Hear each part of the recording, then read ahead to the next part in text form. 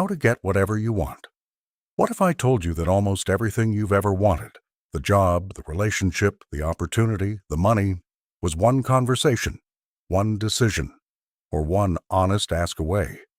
Most people never get what they want, not because life is unfair, but because they never clearly asked for it.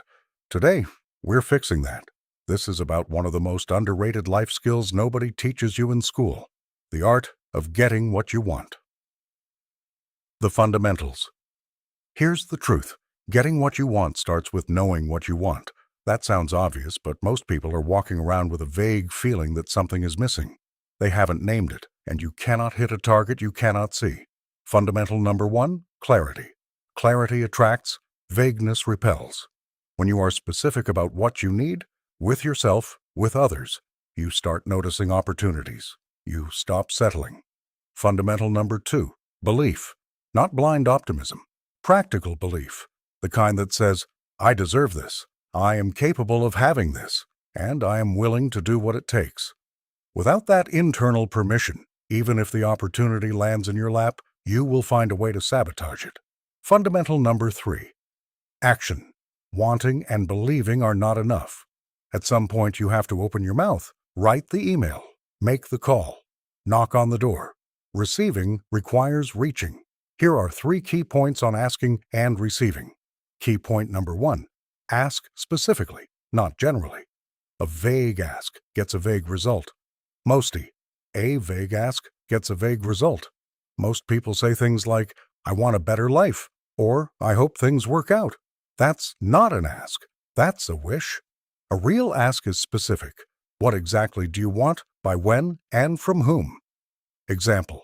Instead of telling your boss, I feel like I deserve more, say, I'd like to discuss moving my salary from $3,000 to $3,800 based on the 3 new accounts I brought in this quarter.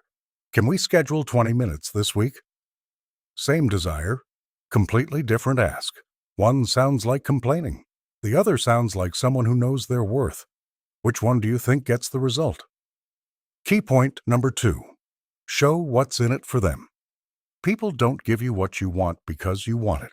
They give it to you because doing so benefits them in some way. Your job when asking is to make that value visible. This is not manipulation. This is empathy. When you frame your ask around the other person's win, resistance drops. Example, say you want a mentor. Don't just say, can you mentor me? I really need guidance. Instead say, I've been following your work for 2 years and used your strategy to grow my page 40%.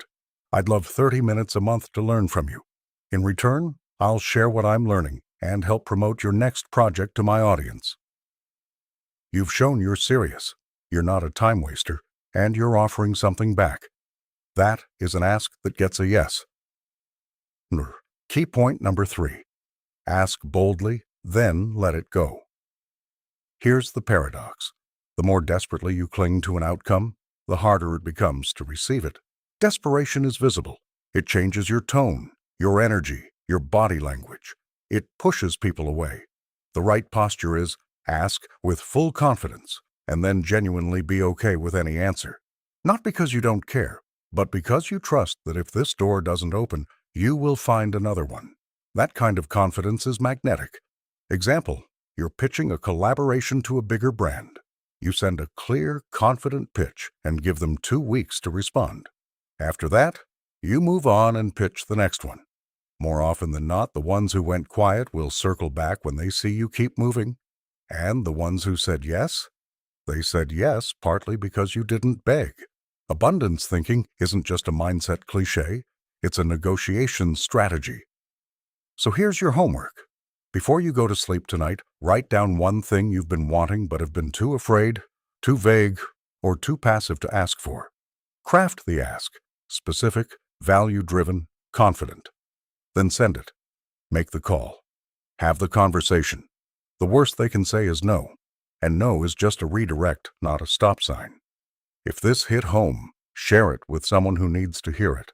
And remember, you don't get what you deserve. You get what you ask for.